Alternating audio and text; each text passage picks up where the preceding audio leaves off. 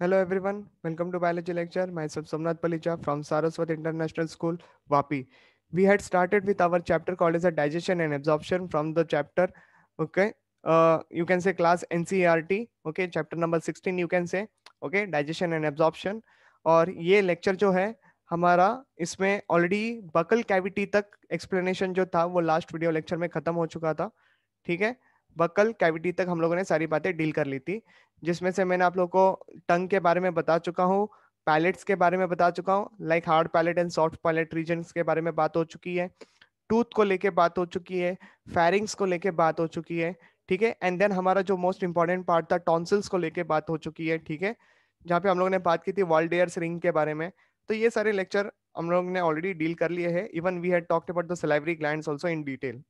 Okay, so अगर आप लोगों ने वो वीडियो लेक्चर नहीं देखा है, so please go and watch that video first, then only you can able to make a connection with respect to the this lecture.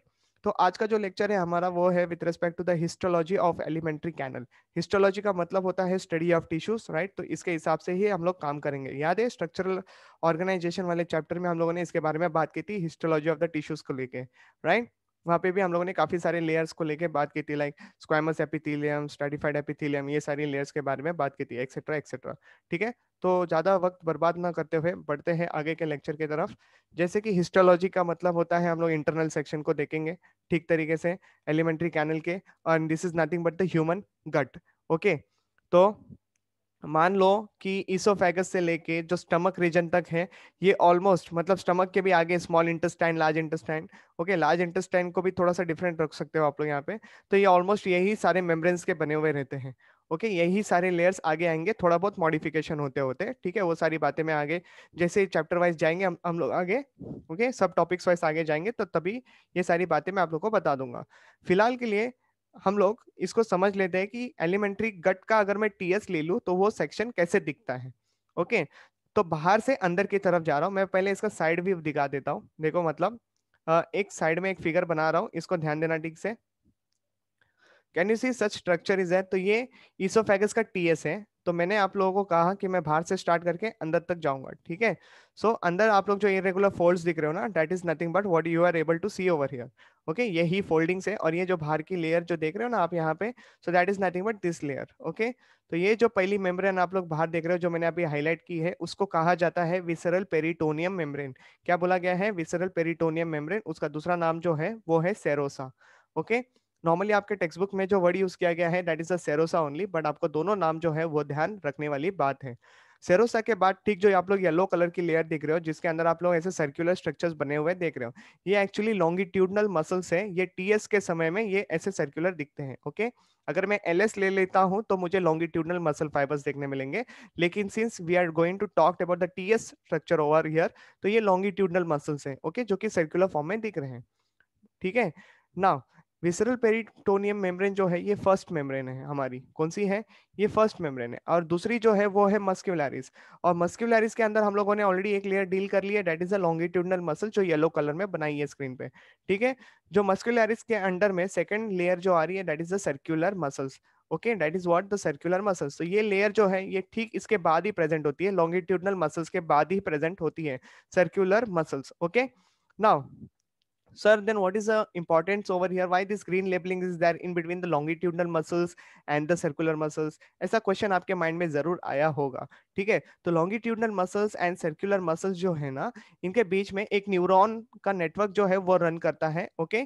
तो उसको कहते हैं ऑरोबैक प्लेक्सस। ये सारी बातें क्या है मैं आगे एक्सप्लेनेशन में और बताऊंगा, लेकिन फिलहाल के लिए आप लोगों को ये सारा सीक्वेंस जो है वो ध्यान में रखने वाली बात है, ठीक है। So longitudinal muscles and circular muscles के बीच में ऑरोबैक करके प्लेक्सस प्रेजेंट होते हैं। This are what? So this are nothing but networks of the neurons, okay.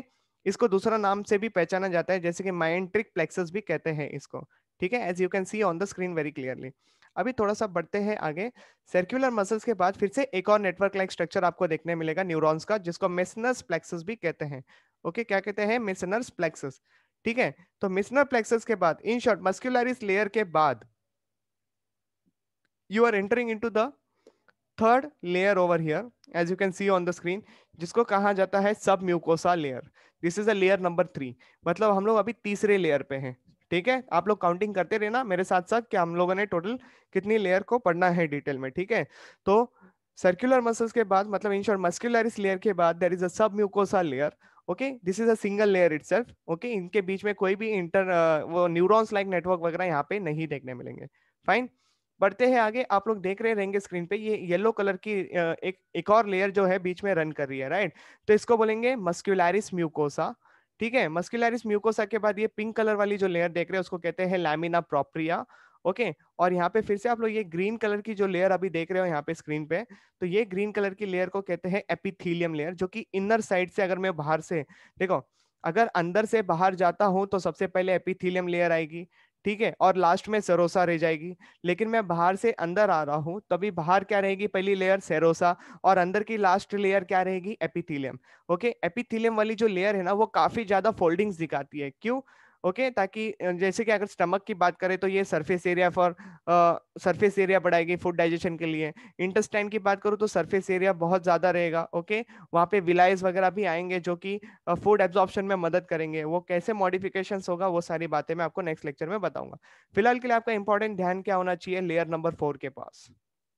किसके पास होना चाहिए, लेयर नंबर 4 के पास। So muscularis, mucosa, lamina propria and epithelium, these three layer together called as a mucosa, that is the fourth layer.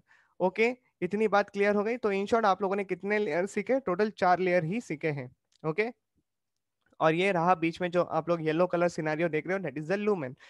चलो दिखाता हूँ आपको एक बढ़िया सा diagram, so that you will understand very clearly कि एक्चुअल सर ने बताया क्या है।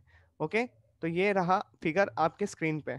ओके, थोड़ा सा जूमिंग कम कर देता हूँ ताकि you will be getting satisfied with the explanation over here. देखो, ये है diagrammatic representation of a transverse section of a gut elementary canal. तो ये ट्रांसवर्स सेक्शन लेने के बाद अंडर माइक्रोस्कोप कुछ इस तरीके से स्ट्रक्चर आपको देखने मिलेगा। तो ये बीच वाला जो स्ट्रक्चर है वो है लूमेन। चलो अभी अंदर से बाहर जाते हैं, ठीक है। तो ये जो आप लोग यहाँ पे बॉर्डर जो देख रहे हो ना, जो अभी मैं हाईलाइट कर रहा हूँ ऑरेंज कलर की, इसको कहोगे एपिथेलियल लेयर। क्या बोलोगे, एपिथेलियम लेयर। ठीक है, और एपिथेलियम लेयर के बाद यहाँ पे जो शेडेड रीजन आप लोग देख रहे हो इसको कहा जाता है लैमिना प्रोप्रिया। और लैमिना प्रोप्रिया को जो आप लोग बॉर्डर देख रहे हो है ना, उस बॉर्डर को कहा जाएगा मस्क्यूलरिस म्यूकोसा। तो इन शॉर्ट क्या हो गया, ये पूरा का पूरा चौथा लेयर जो है वो म्यूकोसा है, ये आप लोगों ने यहाँ से क्लियरिफाई कर लिया। ठीक है, अब बाहर से अंदर आते हैं। देखो, आउटर कवरिंग जो है वो विसरल पेरिटोनियम है जिसको सेरोसा कहा जाता है। ठीक, उसके बाद लॉन्गिट्यूडनल मसल चालू हो गया। लॉन्गिट्यूडनल मसल के बाद ऑरोबैक प्लेक्सस, ऑरोबैक प्लेक्सस के बाद सर्कुलरिस मसल्स, है ना। उसके बाद फिर आप लोगों ने एक और नेटवर्क देखा था न्यूरॉन्स का जिसको मिसनर प्लेक्सस भी कहते हैं।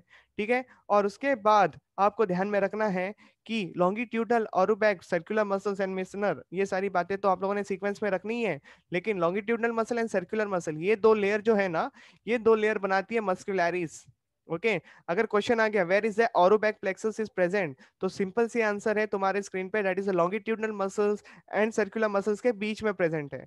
ओके, ओके, अदरवाइज ऐसे भी पूछ सकते हैं Auerbach plexus seen in the which muscles. Okay, या फिर अगर विच मेम्ब्रेन पूछा तो तुम्हारा आंसर होना चाहिए muscularis is the membrane. Okay, इस तरीके से भी ऑप्शन आप लोग बना सकते हो खुद के खुद। अभी मस्कुलरिस लेयर के बाद जो आखिरी लेयर जो हमको पढ़नी बाकी है, that is the sub mucosa. Fine, so this is how you can just keep the thing with your proper sequence में यहाँ पे रखी हुई है, इसी को फॉलो करो, डेट सेट। आपके क्वेश्चन कहीं नहीं जा रहे, आपके सारे मार्क्स आपके पॉकेट में आ जाएंगे बड़े इजीली। ठीक है, इसी में से क्वेश्चंस आते हैं। अगर ये लेबलिंग में थोड़ा सा इधर उधर कंफ्यूजन रह जाएगा, फिर आपके सिंपल सी बात है, यहाँ पे कॉन्सेप्ट क्लियर नहीं कर पा रहे हो फिर ठीक से। ठीक है, और कॉन्सेप्ट क्लियर नहीं रहेगा तो आपके मार्क्स जाने के चांसेस उतने ही लेवल से बढ़ जाते हैं। चलो, तो नहीं समझ में आया तो मुझे बिल्कुल अपडेट कर देना, I will explain you again once again. और हो सके तो वीडियो को फिर से पीछे करके थोड़ा सा एक और बार ध्यान देके देख लेना सारे मेम्ब्रेन्स को, ठीक है। क्योंकि सारे लेयर्स को अभी मैं यहाँ पे स्क्रीन पे आपके सामने प्रेजेंट कर रहा हूँ वन बाय वन करके, तो उनका फंक्शंस के साथ आप लोग देखोगे। ओके, देखो, the wall of the elementary canal consist of total 4 basic layer, जैसे कि स्क्रीन पे आ गया सबसे पहले visceral peritoneum, that is what the serosa. Okay, it is made up of squamous epithelial. Squamous का मतलब क्या होता है, फ्लैट सेल्स होता है। एपिथेलियम का मतलब it is a single cell, लेकिन थोड़ा सा लूज होने के कारण ऐसे भी बोल सकते हो एरियोलर कनेक्टिव टिश्यू। ओके, ऐसे भी आप लोग इसको कह सकते हो। Fine.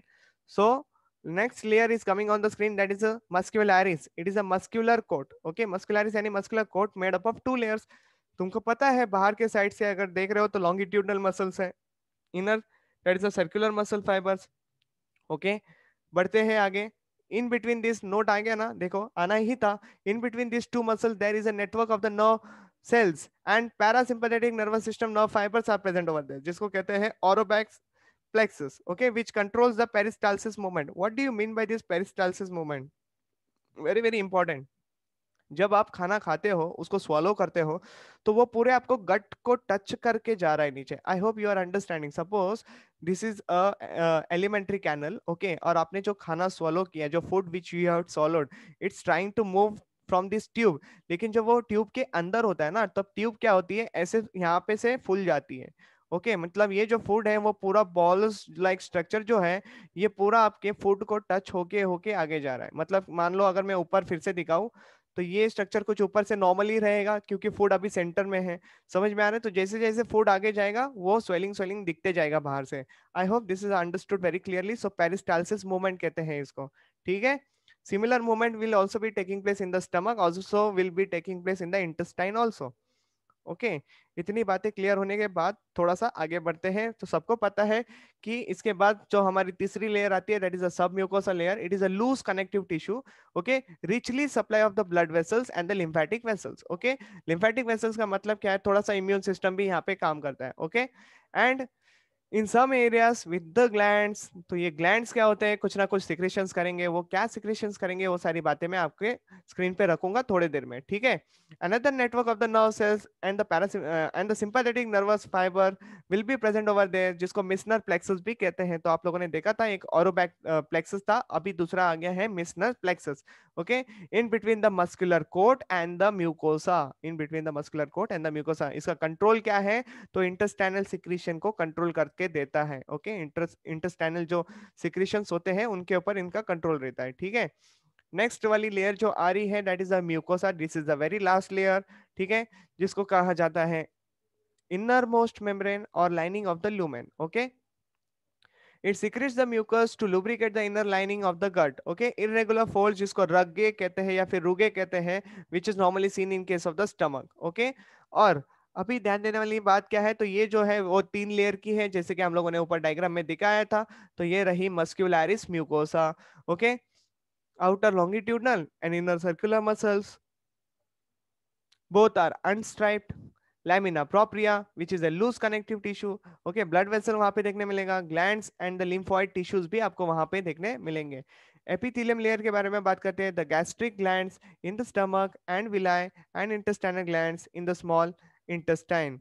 Okay so what is this, the epithelium forms a gastric glands and you can say villi also, जो कि intestinal glands में भी and the small intestinal glands में भी आपको मतलब intestine में देखने मिलेंगे. okay नाउ अपर थर्ड पार्ट जो ऑफ द इसोफेगस होता है ना, उसका 1/3 पार्ट जो होता है, उनके अंदर आपको ओरोबैक प्लेक्सस एंड मिसनर प्लेक्सस जो कि नहीं देखने मिलेंगे. Okay very important note you can see on the screen. Okay आपको 1/3 पार्ट ऊपर से इसोफेगस के इसमें एलिमेंट्री कैनल में ओरोबैक प्लेक्सस एंड द मिसनर प्लेक्सस आपको नहीं देखने मिलेंगे. ठीक है. अभी इतनी सारी बातें अभी आप लोगों ने देख ली, एलिमेंट्री का हिस्टोलॉजी देख लिया, तो अभी उसको समझने की कोशिश करते हैं. ठीक है. अभी बहुत इजी हो जाएगा आप लोगों के लिए चीजों को समझना. देखो इसोफेगस की बात करते हैं सबसे पहले, क्योंकि वही होता है फेरिंग्स लैरिंग्स के बाद. ठीक है. सो इसोफेगस का को दूसरा नाम क्या मिला है, फूड पाइप कहते हैं इसको. 25 सेंटीमीटर बड़ा होता है, यानी 25 centimetre it is long. Behind the trachea and you can से behind the heart also it is present. Okay मतलब क्या, ट्रैकिया, देखो हमारा बॉडी इस तरीके से डेवलप्ड है कि ट्रैकिया से पीछे से इसोफेगस स्टार्ट हो जाता है. ओके और वो हार्ट वाले जो ऑर्गन्स है ना, लंग्स वगैरह, वो सब सामने होते हैं. ठीक है. तो in between that actually oesophagus is running. तो यहाँ पे हार्ट के लेके कंफ्यूज मत रहना. Okay next has the 3 parts, cervical part, thoracic part and the abdominal part. तो नाम से ही पता चल गया होगा, सर्वाइकल यानी नेक रीजन होता है, थोरैसिक यानी थोरैक्स रीजन होता है, एब्डोमिनल यानी एब्डोमिनल पार्ट होता है.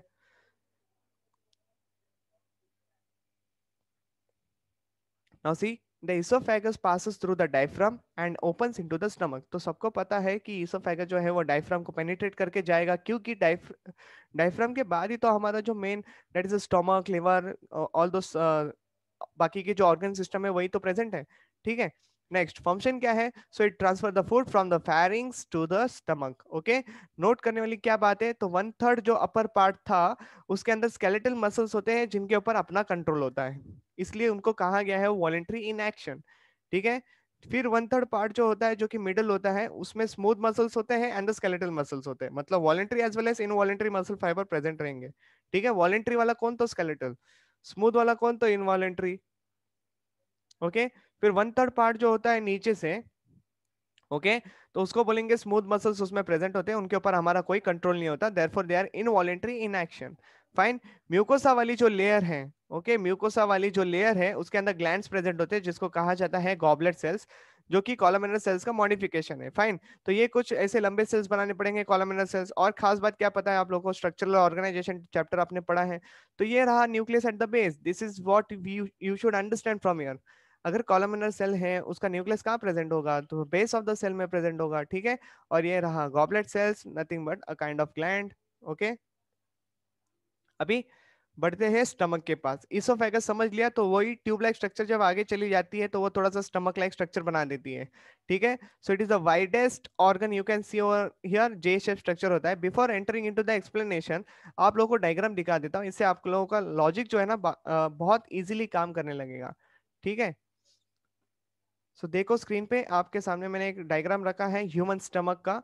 सो देखो, फंडस एक पार्ट होता है जो कि ऐसा आप लोग बल्जी स्ट्रक्चर जो यहाँ पे देख रहे हो स्टमक का, इसको फंडस कहते हैं। क्या कहते हैं इसको?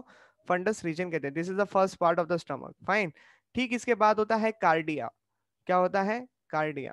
और फंडस में नॉर्मली वगैरह क्या होता है, जो पेट में जो गैसेस वगैरह फॉर्म्ड हो जाती है वो वहीं पे जाती है फंडस के पास स्टोर होने के लिए। ठीक है, अब यहाँ पे जो आप लोग एरिया देख रहे हो इसको कार्डियक नॉच कहते हैं। क्या कहते हैं? Cardiac notch. ठीक है, और यहाँ पे एक स्पिंचर रहता है। क्या रहता है? एक स्पिंचर रहता है, मैं बता देता हूँ, स्पिंचर यानी वॉल लाइक स्ट्रक्चर एक्चुअली। तो ये कार्डियक स्पिंचर कहते हैं इसको। क्या कहते हैं? कार्डियक स्पिंचर, जो मैंने वहां पे बनाया है स्क्रीन पे, that sphincter is actually present between the oesophagus and the stomach. मतलब ईसोफेगस और स्टमक को बीच में जो स्पिंचर कंट्रोल करता है उसको कहते हैं कार्डियक स्पिंचर। फाइन, इस तरीके से आप लोगों को समझना पड़ेगा। और जो बड़ा सा एरिया जो आप लोग देख रहे हो ना, इसको बॉडी कहते हैं, the middle part of the stomach you can से। ओके, जो कि एनलार्ज होता है, काफी वाइड स्ट्रक्चर होता है, so this is what called as a body. Okay, and finally this will get end over here. तो एंडिंग पे एक्चुअली इसको पाइलोरिक रीजन कहा जाता है। क्या कहा जाता है? ये पूरा रीजन जो है ये पाइलोरिक रीजन है, लेकिन इसके भी खुद के अपने दो पार्ट्स होते हैं, जैसे कि यहाँ पे पाइलोरिक एंट्रम कहते हैं एंड पाइलोरिक कैनल भी कहते हैं। ये आप लोग को थोड़ी देर में अभी बताऊंगा, तो ये आप लोग ध्यान में रखना। ठीक है, ये जो होता है ये लेसर कर्वेचर है, और ये जो आप लोग यहाँ पे देख रहे हो this is a greater curvature. ठीक है, इसलिए जे शेप ऐसा अल्फाबेट यूज किया है स्टमक के स्ट्रक्चर को डिफाइन करने के लिए। ठीक है, पाइलोरिक कैनल जो है वो आगे जाके डिओडेनम में ओपन हो जाएगा। तो बिफोर सी, अगर ये ओपन हो रहा है तो मतलब पहले तो यहाँ पे क्लोज रहेगा ना। Initially over here somewhere it will be closed because यहाँ पे भी एक गेट होगा।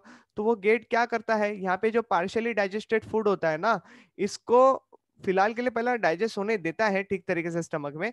फिर ये जो पार्शियली डाइजेस्टेड जो फूड रहता है वो स्टमक से होते हुए, पैरोलिक से होते हुए डिओडेनम के अंदर जाता है। And what is duodenum? It is the first part of the small intestine, you can से लाइक दिस वे। ओके, तो जब चीजों को डिओडेनम में डाला जाता है तभी वहां का जो स्पिंचर होता है, ओके, जिसको पैरोलिक स्पिंचर कहा जाता है, that will get open up. Okay, I hope you understood all the labelings over here. So in short, stomach is made up of four parts: fundus, cardia, body, and the pyloric region. Pyloric region itself has the two sub region, that is the pyloric antrum जो कि stomach के थोड़ा पास है, and pyloric canal, okay, जो कि open हो जाएगी किसके अंदर? डिओडेनम के अंदर। And what is duodenum? So it is the first part of the small intestine. Clear हो गया इतनी सारी बातें? तो अभी आप लोगों को स्टमक का जो एक्सप्लेनेशन है ना वो और अच्छी तरीके से समझ में आ जाएगा। ओके, एनालाइज करते रहना कि आप लोगों ने स्टमक के लेबलिंग में क्या क्या सारी देखी चीजों के बारे में। ओके, सी, लेसर कर्वेचर जो है it lies to the posterior side, whereas the greater curvature जो मैंने आप लोगों को दिखाया it lies to the anterior side. Okay, so see, normally stomach has the four parts. तो पहला आ गया fundus. Okay, it is commonly filled with the air और you can say the gas. Cardiac part जो कि present होता है near the heart, okay, इसलिए उसको कार्डियक पर्टिकुलर नाम मिला है, क्योंकि हमारा हार्ट जो है वो ठीक स्टमक के ऊपर थोड़ा सा लेफ्ट हैंड साइड में प्रेजेंटेड है। Okay, so this is what you can understood from here. चलो बढ़ते हैं आगे। Now see, there is a gastroesophageal sphincter is present, okay, which lies in the opening between the esophagus and the stomach. It is not a true wall, it is a functional sphincter, okay. अभी देखो वो exactly wall तो नहीं कहते फिर भी, लेकिन उसको स्पिंचर वर्ड से डिफाइन किया गया है। अभी यहाँ पे वर्ड यूज हुआ है ईसोफेगस के रिस्पेक्ट में, और स्टमक के जो स्पिंचर का जो मैंने बात की थी उसको नाम मिला है गैस्ट्रो इसोफेजियल स्पिंचर, लेकिन इसको कार्डियक स्पिंचर से भी पहचाना जा सकता है, ओके। कार्डियक स्पिंचर दूसरा नाम क्या है, गैस्ट्रो इसोफेजियल स्पिंचर, ओके। ये दो नाम आप लोग ध्यान में रखो। अब बॉडी के बारे में बात करते हैं स्टमक के। It is the main part of the stomach, okay. और पाइलोरिक के बारे में क्या बताओ, ऑलरेडी बता दिया है, it is the pylorus, okay. It is the posterior part of the stomach, क्योंकि हम लोगों ने देखा है यहाँ पे लेसर कर्वेचर, यहाँ पे मोर कर्वेचर, तो ये रहा एंटीरियर पार्ट और ये रहा पोस्टीरियर पार्ट। तो where is the duodenum formation will be taking place, but obvious सी बात है पोस्टीरियर साइड में तो डिओडेनम का शुरुआत होगा, ठीक है, क्योंकि पाइलोरिक रीजन जो है वो डिओडेनम मतलब पाइलोरिक रीजन जो है जो कि डिओडेनम में ओपन हो रहा है वो भी तो पोस्टीरियर साइड में ही प्रेजेंट है ना, okay. So this is how you can make the link, you can understand the concept over here. Now see the pyloric part, which is divided into the two pyloric regions, that is the pyloric antrum and the pyloric canal, later opens into the duodenum. The pyloric sphincter guards the opening between the stomach and the duodenum, okay, जैसे कि मैंने आप लोगों को पहले भी बताया। तो इतनी सारी बातें अभी कर ली, तो बचा ही क्या है, तो स्टमक का फंक्शन बचा है खाली। So see it stores the food for the same time, this is not the same, sorry, for the some time, okay. Then it churns and break up the food and mixes the pieces with the gastric juice. तो gastric juice क्या है, इसको कौन secrete करेगा, ये सारी बातें अभी लेक्चर में खुलेगी, okay. Partial digestion of the proteins and the fats, very very important line देख लो, यहाँ पे पूरा डाइजेशन नहीं देखने मिल रहा है, ध्यान में रखना मेरी बात। स्टमक के अंदर डाइजेशन एक्टिविटी चालू जरूर होती है लेकिन पूरी नहीं होती, okay. So protein and fat जो डाइजेस्ट हो रहे हैं वो पार्शियली ही हो रहे हैं, ओके। बढ़ते हैं आगे। It produces the Castle, see Castle intrinsic gastric factor, जिसको अग्लाइकोप्रोटीन भी कहा जाता है, okay. Castle intrinsic gastric factor, जिसको actually Castle man intrinsic factor भी कहते हैं, okay. Castle man intrinsic factor भी कहते हैं, लेकिन ये वर्ड आप लोगों के लिए जो है स्क्रीन पे वो भी ध्यान में रखो, okay. Castle intrinsic gastric factor which is nothing but a glycoprotein which is necessary for the absorption of vitamin B12, यहाँ पे जो लिखा है इसको ध्यान रखना, okay. Absorption of the B12 में मदद करके देगा, okay, to be stored in the intestine, okay. लेकिन ये एक्चुअली इंटेस्टाइन का जो इलियम पार्ट होता है ना, स्मॉल इंटेस्टाइन का जो इलियम पार्ट होता है वहां पे इसका एब्जॉर्प्शन प्रोसेस होता है, ओके, विटामिन B12 का, जो कि कैटसल इंट्रिंसिक फैक्टर करवा के देता है, fine. It secretes a pro enzyme, अभी यहाँ पे लिखा है pro enzyme, okay. Pro enzyme मतलब ये इनएक्टिव फॉर्म में है, कौन से फॉर्म में है, इनएक्टिव फॉर्म में है। तो अभी उस सब के बारे में हम लोग जब आगे डिस्क्रिप्शन करेंगे तो ये सारी बातें मैं बताऊंगा कि why it is inactive, okay. और फिर उसको एक्टिव क्या करना होगा, कैसे करेंगे, क्या कंडीशन होगी, कितना पीएच होगा, ये सारी बातें मैं बताऊंगा, ठीक है। फिलहाल के लिए आपको इतना ही ध्यान में रखना है कि it secretes the pro enzyme which is commonly called the pepsinogen and the prorenin, okay. और उसके बाद जो खाली एंजाइम देखो यहाँ पे नाम दिया है, एक है प्रो एंजाइम और दूसरा है एंजाइम। तो एंजाइम के रिस्पेक्ट में आता है गैस्ट्रिक लाइपेज, नाम से ही पता चल गया होगा कि फैट डाइजेशन में मदद करेगा, एंड गैस्ट्रिक एमाइलेज जो कि कार्बोहाइड्रेट डाइजेशन में मदद करेगा, ठीक है। It secretes the gastrin hormone also, okay. तो अगर पूछा जाएगा व्हाट इज गैस्ट्रिन करके तो उसको एंजाइम मत बोल देना बच्चा लोग, उसको बोलना कि it is a hormone, okay. बढ़ते हैं आगे, देखो other than this all the substances, other than those enzymes and all, अभी कुछ और भी सारी चीजें होती है जो स्टमक में सीक्रेट होती है, जैसे कि alcohol, aspirin, some lipid soluble drugs, moderate amount of the sugar and the water are absorbed over here by the stomach wall, okay. मतलब कार्बोहाइड्रेट डाइजेशन वगैरह सारी बातें हो रही है, प्रोटीन डाइजेशन हो रहा है, फैट डाइजेशन वगैरह भी हो रहा है, लेकिन other than that कार्बो this alcohol, aspirin and lipid soluble drugs वगैरह जो भी होते हैं, शुगर्स, है ना, ये सारी बातें भी एब्जॉर्ब कर लेता है, ठीक है। कौन कर लेता है, by the walls of the stomach, diagram में ऑलरेडी बता चुका हूं। तो अभी बचा ये क्या है, तो हिस्टोलॉजी पार्ट, ठीक है। तो देखो उसको क्या क्या चीजें हैं जो हमारे स्टमक के अंदर प्रेजेंट है, इन शॉर्ट ऐसे क्या क्या ग्लैंड्स हैं। तो see stomach has the 4 layers, stomach के पास कितने लेयर्स होते हैं, 4 लेयर।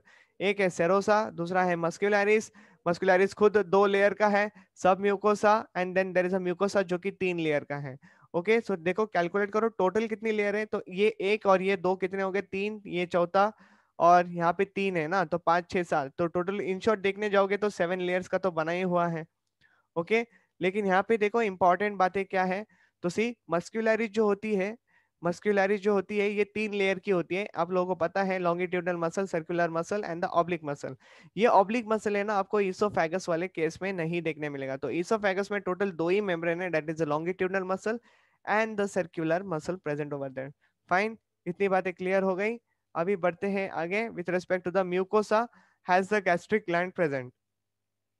ओके, म्यूकोसा के अंदर गैस्ट्रिक ग्लैंड जो है वो प्रेजेंट होते हैं। अभी ये गैस्ट्रिक ग्लैंड होते क्या है, तो देखो, are the numerous microscopic tubular glands. Okay, tubular glands बोला है, क्या बोला है, it is a tubular glands found by the epithelium of the stomach. Okay, आप लोगों को पता है एपिथेलियम क्या है, राइट? याद करने की कोशिश करो, हिस्टोलॉजी से ही हम लोगों ने स्टार्ट किया था। द इनर मोस्ट जो लेयर होती है उसको हम लोग एपिथेलियम कहते हैं, समझ में आया? इंटरनल लाइनिंग का फर्स्ट वाला जो लेयर रहता है उसी को तो एपिथेलियम कहते हैं।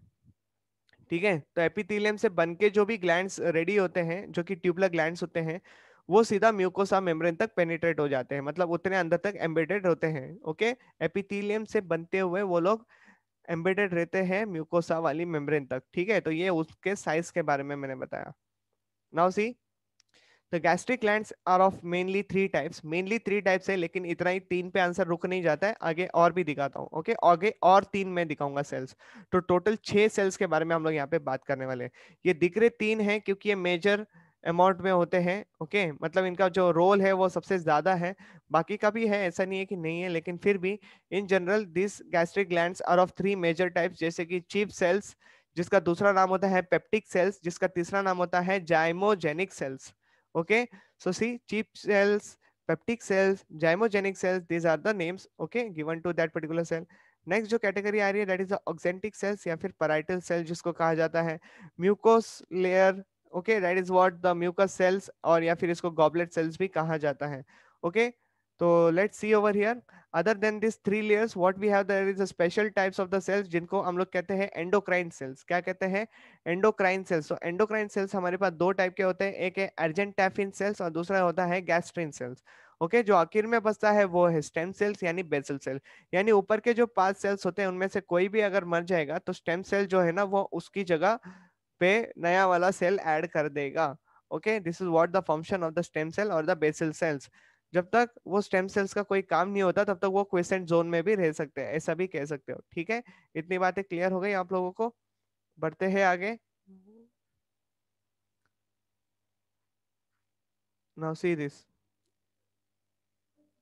अभी ये जो डायग्राम है इसको देखो, diagram showing a gastric gland over here. Okay, अभी ये जो है ना, ये गैस्ट्रिक ग्लैंड वाले एरिया को ठीक तरीके से समझ लो। So this is what the opening of the gastric gland. ठीक है, ये ओपनिंग है, और ये जो आप लोग देख रहे हो this is the epithelial surface, ये अंदर है। ओके, ये अंदर से स्टार्ट कर रहे हैं हम लोग और म्यूकोसा तक जाएंगे।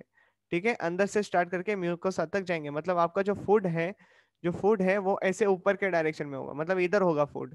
ठीक है, जो कि जिसको डाइजेस्ट करना है, जिसको गैस्ट्रिक ग्लैंड के संपर्क में लाना है, वो सारा फूड इधर रहेगा। ठीक है, अभी ध्यान दो, एपिथेलियल के सरफेस पे से ही एक्चुअली ग्लैंड्स का जो है ना ओरिजिनेशन चालू हो जाता है। ये सब के सब सेल जो है ना वो कॉलमनर सेल्स जैसे ही है। ओके, कॉलमनर सेल्स ही बोल सकते हो। फाइन, क्या बोलोगे? कॉलमनर सेल्स कह सकते हो। तो नाउ सी, जो सबसे पहला सेल्स आप लोगों को स्क्रीन पे दिख रहा है उनको कहा जाता है ऑक्जेंटिक सेल्स, जिनको पैराइटल सेल्स कहा था मैंने। ठीक है, यहाँ पे पिंक कलर की लेयर जो आप लोग देख रहे हैं ना उसकी बात चल रही है। ठीक है, और यहाँ पे जो येलो कलर सेल्स आप लोग देख रहे हो उनको चीफ सेल्स कहा जाते हैं। क्या कहा जाता है? Chief cells. तो देखो वो सारे सेल जो कि आप लोगों को गैस्ट्रिक ग्लैंड्स में देखने मिल रहा है, उनकी लोकेशन देख लो ठीक तरीके से। ओके, जो यहाँ पे आप लोग पिंक कलर की लेयर देख रहे हो अगेन, ओके, जो कि थोड़ा सा डार्क पिंक कलर बोल सकते हो, it is a mucus cells. Okay, mucus cells है। देखो कॉलमनर सेल्स है, बीच में आप लोगों को ग्लैंड्स दिखेंगे। ओके, और यहाँ पे जो ग्रीन कलर के सेल्स है वही स्टेम सेल्स है यानी बेसल सेल्स है। और यहाँ पे फिर ऑरेंज कलर के जो सेल्स दिख रहे हैं उनको अर्जेंटाफिन सेल्स कहते हैं, और नॉर्मली जो बाकी के हैं वो जी सेल्स के नाम से पहचाने जाते हैं। Okay, so this is how actually you understood the concept over here. आप लोगों ने इन शॉर्ट क्या देखा यहाँ पे, तो पूरे गैस्ट्रिक ग्लैंड्स के ऊपर कितने टाइप्स के जो सेल्स थे वो सारे कैसे प्रेजेंट होते हैं ये आप लोगों ने देखा। ठीक है, oxyntic cells, chief cells, mucous cells, stem cells, argentaffin cells, G cells. Okay, इतने सारे सेल्स के बारे में पता कर लिया। बढ़ते हैं आगे। तो सबसे पहला जो आपके स्क्रीन पे आ रहा है जिसको कहा जाता है चीफ सेल्स, उनके स्ट्रक्चर को डिस्क्राइब करते हैं। देखो, चीफ सेल्स का दूसरा नाम होता है पेक्टिक सेल्स, जाइमोजेनिक सेल्स, जो ऑलरेडी हम लोगों ने देखा। ठीक है, so these are usually basal in location and secrete the gastric juice for the digestive pro enzymes. देखो क्या बोल रहा हूँ, usually basal in location, basal यानी थोड़ा सा नीचे के साइड में बोल सकते हो, and secret a gastric digestive pro enzymes, जिनको जाइमोजेंस भी कहा जाता है। प्रो एंजाइम्स को दूसरा नाम जो है उनको जाइमोजेंस भी कहा जाता है। ओके, तो प्रो एंजाइम क्या होते हैं, तो पेप्सिन होते हैं और प्रोरेनिन हो सकते हैं। क्या हो सकते हैं, पेप्सिन हो सकते हैं या फिर प्रोरेनिन हो सकते हैं। उसके बाद जो दो आ रहा है स्क्रीन पे, that is the gastric amylase and the gastric lipase. इनकी जरूरत जो है ना वो बहुत छोटे अमाउंट में चाहिए होती है। ओके, कितने अमाउंट में चाहिए होती है, बहुत छोटे अमाउंट में चाहिए होती है। अभी नोट क्या बोल रहा है यहाँ पे, सी हाई एसिडिक पीएच अगर कंडीशन आप लोगों को स्टमक में देखने मिलेगी, तो फिर देखो inhibit the enzyme amylase action. मतलब क्या है, बहुत ज्यादा एसिडिक कंडीशन हो जाएगी स्टमक के अंदर, तो हमारा अमाइलेज एंजाइम जो है ना वो काम करना बंद हो जाएगा।